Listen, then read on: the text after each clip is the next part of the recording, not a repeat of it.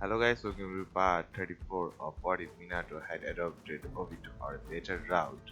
First of all, like always, I want to say that this tutorial belongs to me, so go down in the description to find a link and read it for yourself. That being said, if you wanna hear it, let's go ahead into the video. What if Minato had adopted Obito or a better route? Part 34 and chapter 34. Jorah and Anko sat at the table eating breakfast with the students, talking over the fight with Zabuza. Basically, he thinks Zabuza is still alive. Hinata really didn't like the sound of that. Is it really possible to make someone seem dead like that? Nito remembered her mother telling her about something like that. Yeah, actually, my mother said that if you are really good with Senbon needles, then all you need to do is know where to hit. If you really if he really did get put in a dead-like state, it would be about a week before he's back to fighting condition. Sasuke had to Sasuke had to admit he was impressed. Wow, your mother taught you a lot. Her medical ninjutsu was something Mito was prided herself on. I wanna be just as good as mother with medical ninjutsu stuff, so I try to learn as much as I can. Jurai was very proud of his daughter at that moment. Very good, Mito. Now, if you are only good, got a but now, if we all have if we only have got a week, then I think there is only one thing that we have tree walking. All of them said at the same time, we can do that already. Jorai was surprised by that when Ito could do it because her mother trained her chakra control. The others, however, came as a surprise to him. Well then, guess we will just have to move on to the water walking. Now that was something that was new to all of them. They had seen Zabuza do it, and although it was kinda bad as they were all eager to learn it. Uncle was smirking on the side. Don't suppose any of you brought any of you brought swimming gear. They all shook their head. Well, guess you guys will just have to get your clothes soaked unless someone has a better idea. Jorah then had a thought. I guess you're right. Sorry guys, but you are gonna be needing a change of clothes for training this week. Hope you pack plenty of them. Sumi had an offer.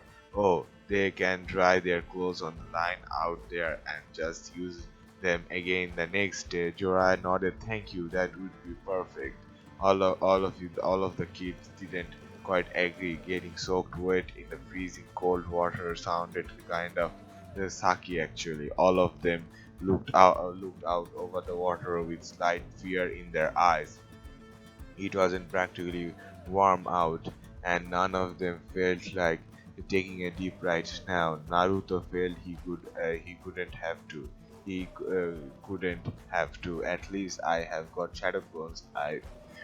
I get all their memories, so I don't actually have to go out onto the water. Naruto suddenly heard a voice behind him. You wanna bet? His feet left the ground and Anko stood laughing. Sorry, Naruto, but if they have to get wet, so do you. Naruto got out of the water with his teeth. Thanks, Sensei. Anko stepped onto the water to demonstrate. Now the key here is to put the right amount of chakra on your feet, like you did with the tree walking. However, it wouldn't be nearly as easy because water is constantly shifting. You will have to adjust with the water. I know this sounds difficult, but after you have done it enough, you wouldn't have to think about it. Who wants to go first? Kakashi ran up and gave a big jump. Cannonball! Kakashi made a big splash and Anko got soaked. Much to the kid's joy, Uncle glared at Kakashi. You are supposed to try and stay above the water. Kakashi shrugged. Where's the fun in that? Anko pointed back towards the shore and Kakashi's shore over. Anko looked back at the kid. Okay, since Mito is the best with chakra control, she will go first. Mito grabbed and timidly put her foot on the water. She added chakra to her feet and slowly took another step. Then on more. Hey, this isn't so. Ha! She was cut off by the water giving away and her falling in. Mito got out with a look that said, "Laugh, I dare you." Anko was actually surprised at how well she did. Not bad for your first try. Hinata, you're next. Hinata put her foot on the water and turned on her Byaku, and most likely to keep track of how much chakra she was using. Very smart of her actually. She looks more like a dozen. She looks more than a dozen steps before falling in. She took more than a dozen steps before falling in. The water was actually cold that they thought. Wasn't as cold as they thought. Hinata got out and Uncle looked at her. Why don't you and Mito take those sweatshirts off? Uh, why don't you and Mito take those sweatshirts off? They are making it harder for you. Hinata and Mito didn't really want to, but both did as she asked. Naruto was the only one who had any reaction to it as he kept occasionally looking over and Hinata and then quickly looking away.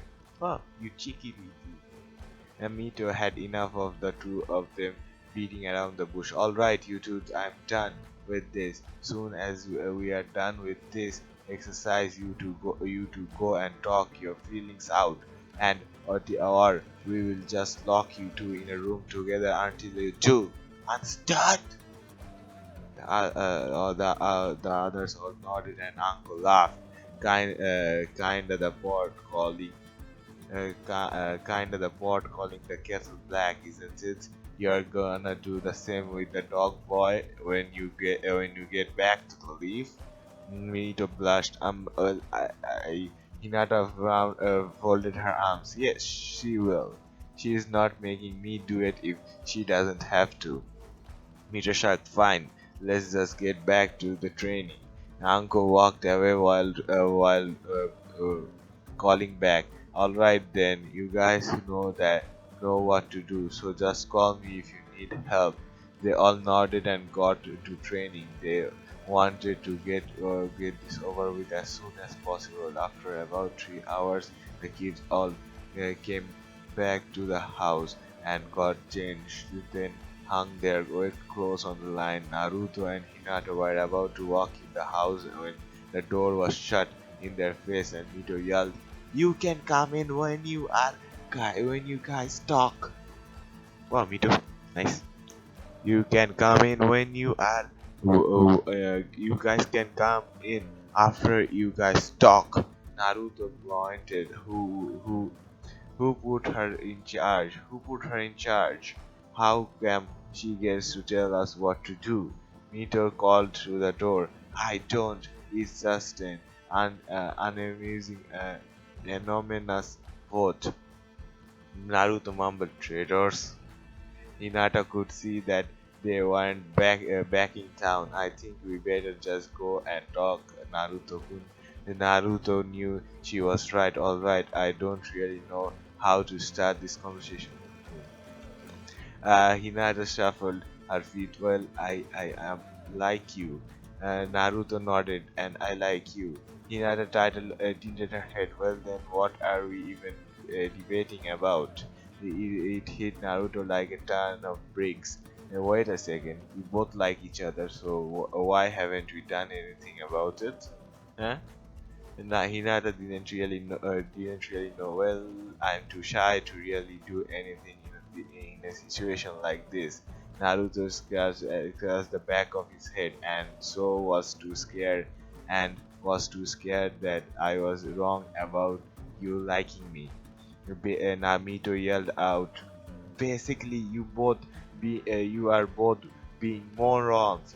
Now ask her out, hug, and get in here for some goddamn food. Naruto turned to Hinata. Do you wanna grab a bite to eat sometime?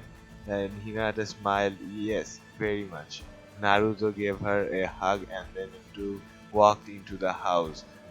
People can really overcomplicate things sometimes. After 3 days of training with water walking, the kids were exhausted. It even managed to drain Naruto's seamlessly nearly endless chakra. Mito and Hinata had nearly mastered the exercise. Sai wasn't far behind. Naruto and Sasuke and Kakashi would likely have it complete in the next day or two. Kakashi was still out to prove to Inari that there were heroes in this world. He actually managed to sort of make friends with the boy, even if only a little. Naruto had to work the hardest out of all of them as he had massive chakra reserves. He would often work late into the night simply so that he lose enough of his chakra to make the exercise easier, lose enough of his chakra to make it easier. He had actually fallen asleep on a nearby stump on one of these days. Naruto had more or less passed out on the stump and was sleeping, snoring rather loudly. Someone walked up to him and went to put a hand on his shoulder and to wake him up. Naruto grabbed their hand and his eyes shut open. Hey, what are you doing? The person jumped back. My apologies. I was just trying to see if you are okay. Naruto looked to see a person of some gender standing in front of him. Sorry, I didn't mean to scare you. I am Naruto, by the way. I am a ninja. The person smiled at him. I am Haku. I was out picking herbs for a friend of mine. You are really a ninja. That must be very difficult job. Naruto shrugged. Well, yeah, I have got to train a lot. Haku got rather serious. Do you have someone precious to you, someone you would protect with your life? Naruto didn't even hesitate. Of course I do. I have my family and friends. No one's gonna hurt them while I am still breathing. Haku's face went back to a smile. Excellent. Then you will truly become a great shinobi one day. Well, I must get going. My friend needs these herbs after all. It was a pleasure meeting you, Naruto. Naruto waved goodbye. You too, Haku. Hinata soon came over.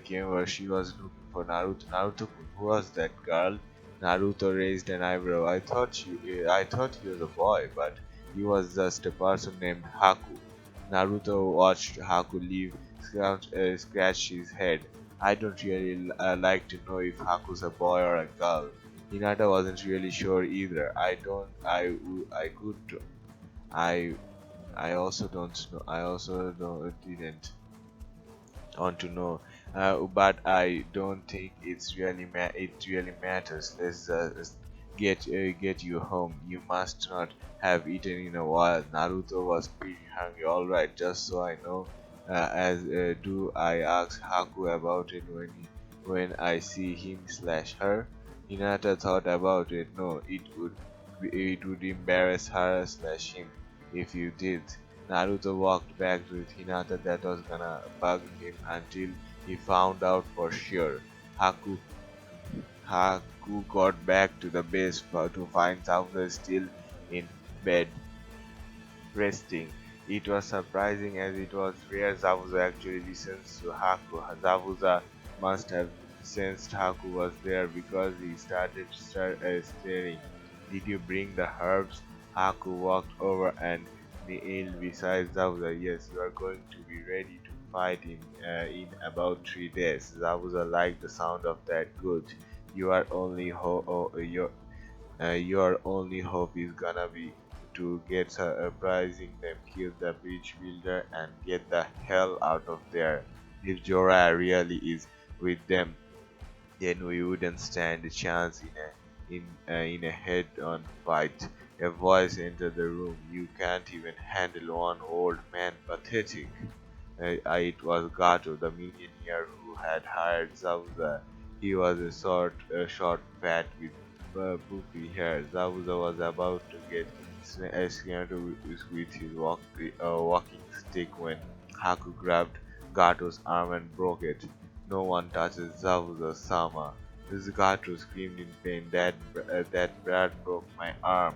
Zabuza laughed. Not my fault. You're the one who went to smack me. Oh, and the old man you are talking about is one of the legendary Sani. Jiraiya is one of the strongest ninja in the Elemental Nation. I don't think even you could afford to pay someone who is strong enough to beat him. Gato frowned. Fine, just see to it that the bridge builder dies. Gato left the room and nursing his arm and muttering to his men, "If they think I'm now, paying them now." That's all for part 34. If you wanna be notified for future parts and other what if and fan fiction reading, the best way is by subscribing. That being said, I hope to see you in the next video. Bye bye.